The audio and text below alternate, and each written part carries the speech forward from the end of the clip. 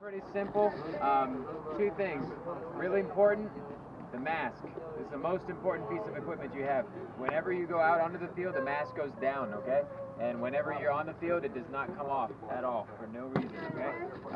If you get shot, you don't just take your mask off. You have to wait until you get off the field in order to take the mask off. The next thing, number two, this right here is called the barrel sock. Everybody has one on the end of their guns, right? Yep. Okay? This, when you are out on the field, that's the only time you take it off, is when you're on the field and you're actually going to play.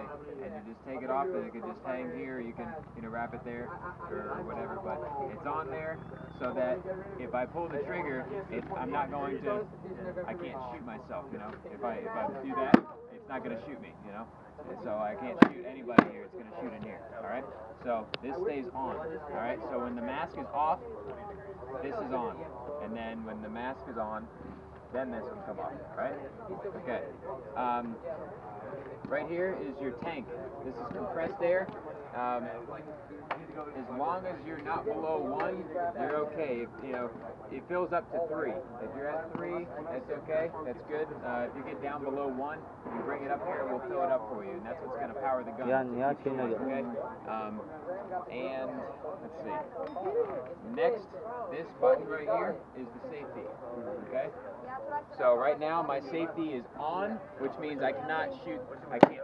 Here. If you do that, you can't. This one's like broken. You can't pull the trigger. Sorry, this one is like broken. So anyway, so you shouldn't be. Yeah. So right now, yeah, don't pull the trigger right now if you have pain in the gun. But anyway, it's not. You're not supposed to be able to pull the trigger. This one's broken. So anyway, if you push it from the other side, then it pops up this way, and then you can shoot it. Alright? So, save it for the field. And then, when you fill your paint, this is where it goes, right in here. You put, it holds 200 paintballs. And so when you close it, make sure it pops. You hear that? So if it doesn't pop, then it's not closed.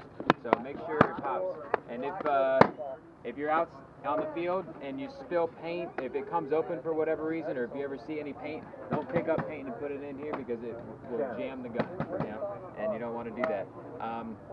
When you're playing, you pretty much just split up into teams, and then elimination is pretty much the style of game. One team, shoots the other team, and then whoever's left, they win, that kind of thing. And when you get hit, if the paint doesn't break, then you're not out.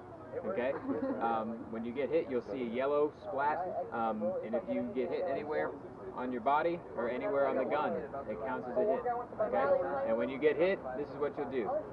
Put your hand up, put your gun up, and then just walk off the field. Sometimes people will still be playing, and so you kind of, just be careful and just make your way off the field. Always, again, having your mask down, okay?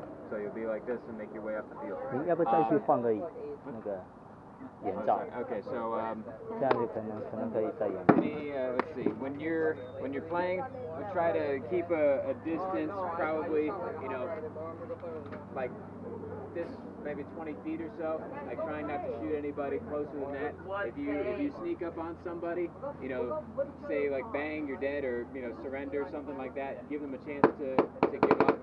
If they don't want to give up and they turn to shoot you, then you can shoot them. But usually, again, if you're getting close, the closer you are, the more it's going to hurt. The balls travel at like 280 feet per second. It's like 120 miles an hour. So, just use your best judgment with that. If your gun malfunctions for some reason, you can bring it back up to us and we'll make sure that it's working for you and get it fixed. One thing that you can do is try to avoid sticking the gun in the dirt. Dirt is not a good thing for the guns because they will jam usually. There's a spot right here where this is. Sometimes if you're crawling on the ground or something and this is exposed to the dirt, that's one way that it will jam.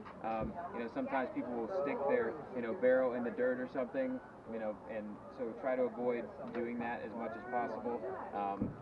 And then if for whatever reason, if your gun makes a sound kind of like this, if it makes that sound, if this pin flies forward, just pull it back and then it should recock and then you should be able to shoot it. But if you have a problem with it, just bring it up to us and we'll take care of you. Let's see. Do you have any other questions? No? There's 9 fields out here. you could start here. There's 4 fields over there if you walk up over the hill. But if you just find a field that you'd like to go to, and What if there's some people playing on the field already?